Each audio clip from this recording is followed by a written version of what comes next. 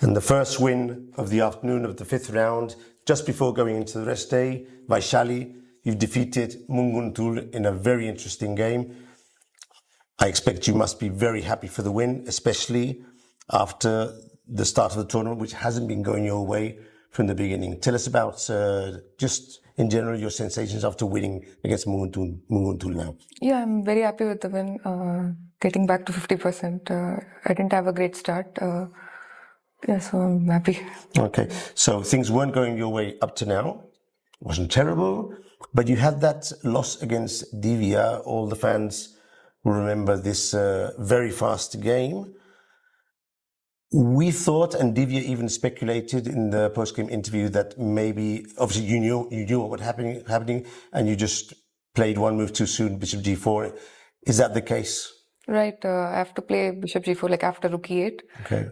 Just when I touched bishop, I realized I have not played rook e8, and I immediately spotted, but it was already too late. Of course. And yeah, it's a big blunder that I don't have any chance to get back to the game. These things happen. Divya was the first to say that, and I mean, it's happened to all of us basically. The thing I was interested in, did you check this position before the game or recently, and you knew you had to play rook e8, but then it was a finger filler, which means you touch when, was it that or? Yeah, I knew this line very well, but I've not played that many games. But of course, I've revised this file many times, and I was checking this that day morning also, so I knew this line very well. I don't usually blitz moves in the opening, but I thought I knew, so I was playing a bit fast. I should have probably slowed down. Yeah, rook e8, bishop g4, and it would have been a very interesting game. But yeah, it was unfortunate. I was actually very surprised that you were blitzing out your moves, although I knew that you knew the theory. Even then it seemed just a bit too fast than normal for you. Yeah, it was a lesson for me. Okay. Okay, these things happen. Yes. But now we're back. You've gone into 50%. There's still 4 games to go. And today it was a very interesting game because you played very solidly. You exchanged queens. I wasn't sure if you were obviously trying to win, yes, but what you were trying to do exactly. And then we get to this position where, although the computer says it's equal, it's super dynamic, very unbalanced.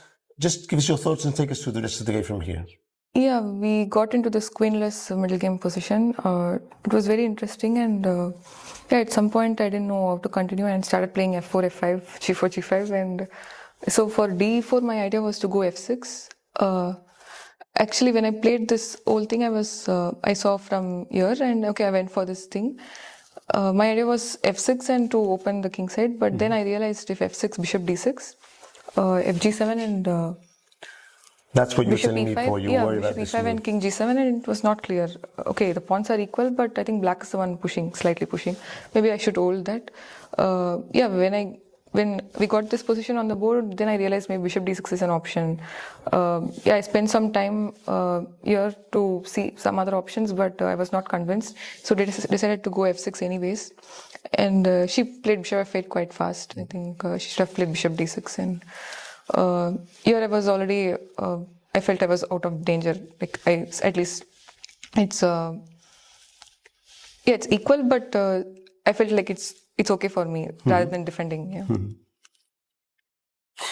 By the way, I've noticed that Munguntuul plays rather fast when the other player is approaching time trouble. Maybe just to put pressure on her. That has it's risky, obviously. I've noticed that she does that in other moves. Here, the computer was suggesting other moves instead of rook takes rook. Actually, a very, very interesting move. Did you see this knight d5? Yeah, actually, I didn't see knight d5. Very interesting. It's a totally confusing that would move. Get complicated. Yeah, knight e3, bishop d4. Yeah, very interesting. But she played very fast rook takes f2. So, sorry, go ahead. And here, what were your thoughts from here? Were you already thinking, maybe I can win this game? Yeah, some chances, better. This is the position I think I felt better in the whole game. Yeah, but okay, I was also under time trouble. I didn't want to really mess this up.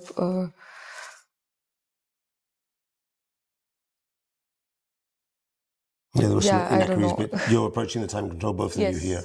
Like rook c8 felt natural because knight d7, the drawback of knight d7, I didn't have rook c8 previous move, so I thought I just played rook c8. maybe knight c4 is another option I didn't consider.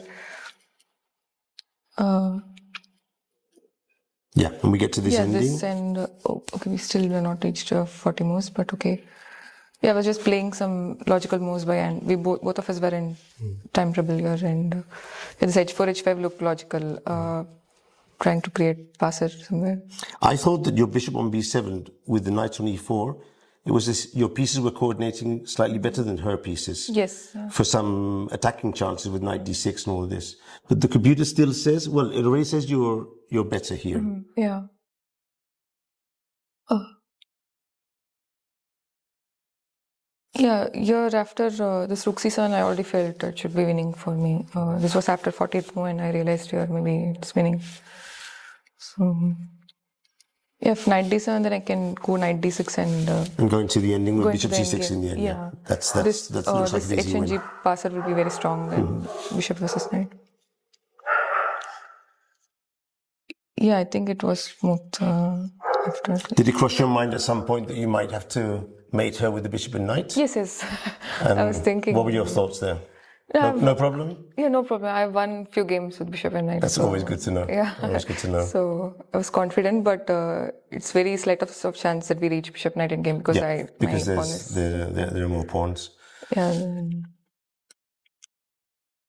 then I got this game. So quite a clean win towards the end.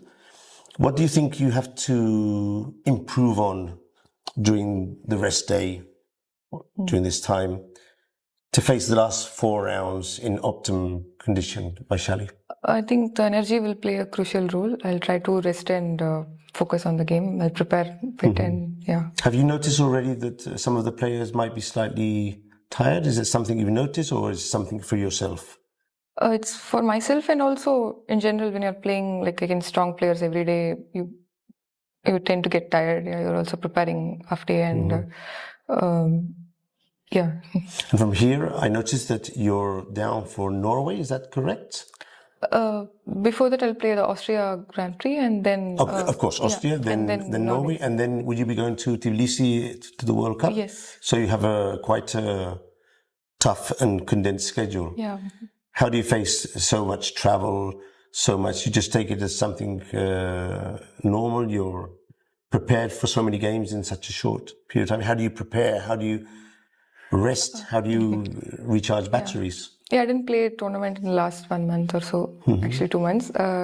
So I think I had enough rest also, like to play in the upcoming tournaments, like back-to-back events.